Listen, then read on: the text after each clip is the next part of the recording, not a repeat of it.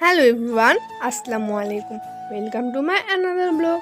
Myself Taslima Islam and my channel নাম Daily Blog with Taslima. তো guys, আগের ভিডিওতে আপনারা বাংলাদেশ জাতীয় জাদুঘরের পার্ট 3 পর্যন্ত দেখেছেন। এই ভিডিওতে আপনারা দেখবেন বাংলাদেশ জাতীয় জাদুঘরের পার্ট 4। তো গাইস, ভিডিওটি ভালো লাগলে অবশ্যই লাইক, কমেন্ট ও শেয়ার করবেন। তো গাইস, যারা আমার চ্যানেলটি সাবস্ক্রাইব করেননি তারা আমার চ্যানেলটি দয়া করে সাবস্ক্রাইব করে দিবেন, কারণ আমি ভিডিওগুলো অনেক কষ্ট করে বানিয়ে থাকি।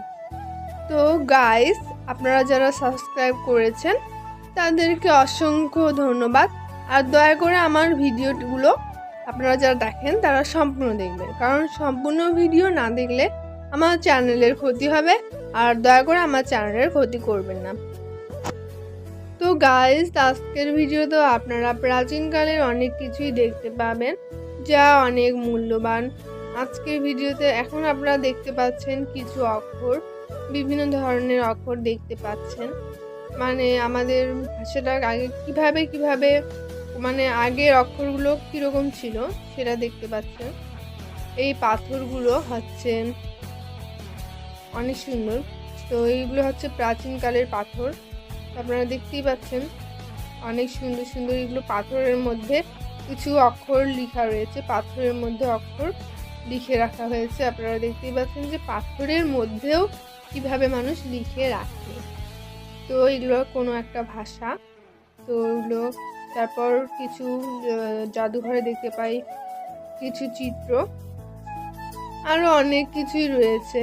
মানে আমি এক এক করে আপনাদেরকে মানে আমার সবগুলো ভিডিও মিলে আমি কিন্তু আমার জাতীয় জাদুঘরের যে কয়টা পার্ট আসছে সবগুলো পার্ট মিলে আমি জাতীয় জাদুঘরে যা কিছু আছে সবই দেখিয়ে দিয়েছি, সবই, একটা বিন্দুও বাদ দেয়নি। তো গাইস, আপনারা দেখতেই থাকবেন আমার ভিডিও। পরের ভিডিওতে আপনারা আরও অনেক কিছু দেখতে পারবেন, অনেক কিছু। এখানে অনেক মানুষের ভিড় ছিল, এই জন্য আমি। তো গাইস, দেখতেই পাচ্ছেন কত দাবা, আগের মানুষগুলো দাবা খেলতো, আগে মানুষ যখন দাবা খেলতো।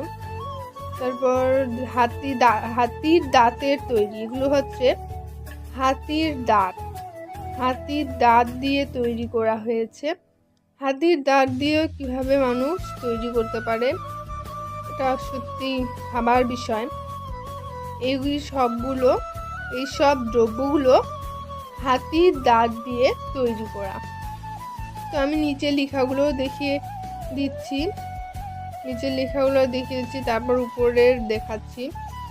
দেখেন হাতির দাঁত দিয়ে কত কিছু তৈরি করেছে, হাতির দাঁত দিয়ে অনেক কিছু তৈরি করেছে। ওগুলো জাদুঘরে সংরক্ষণ করে রেখেছে। অনেক কিছু রয়েছে হাতির দাঁতের দ্রব্য। হাতির দাঁতের অনেকগুলো দ্রব্য দেখতে হলে চলে আসবেন বাংলাদেশ জাতীয় জাদুঘর।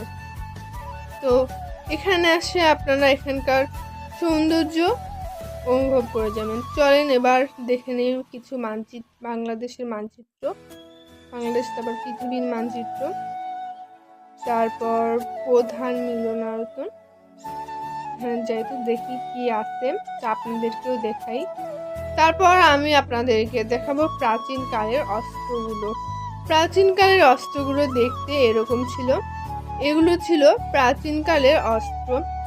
এগুলো মানে প্রাচীনকালে কিন্তু রাজা বাদশাদের যুদ্ধ লাগতো, তখন তারা এই অস্ত্রগুলো ব্যবহার করে যুদ্ধ করত। আমরা বইয়ে পড়েছি যে প্রাচীনকালে রাজায় যুদ্ধ লাগতো, তখন তারা এই অস্ত্রগুলো ব্যবহার করে যুদ্ধ করে খুন খারাপি করতো।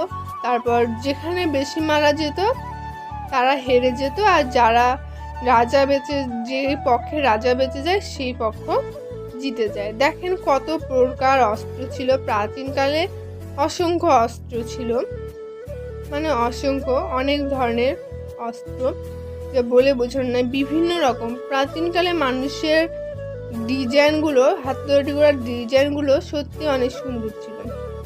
তো গাইস, আপনাদেরকে একটা কথা বলেই দিই, যারা আমার চ্যানেলটি সাবস্ক্রাইব করেনি তারা দয়া করে আমার চ্যানেলটি সাবস্ক্রাইব করে দিয়ে বেল আইকনটি বাজিয়ে দিবেন, তো গাইস, আমার ভিডিওটি আজকে বেশি বাড়াবো না, পরের ভিডিওতে আপনারা পার্ট 5 দেখতে পাবেন। তো ততক্ষণ পর্যন্ত ভালো থাকবেন। আল্লাহ হাফেজ।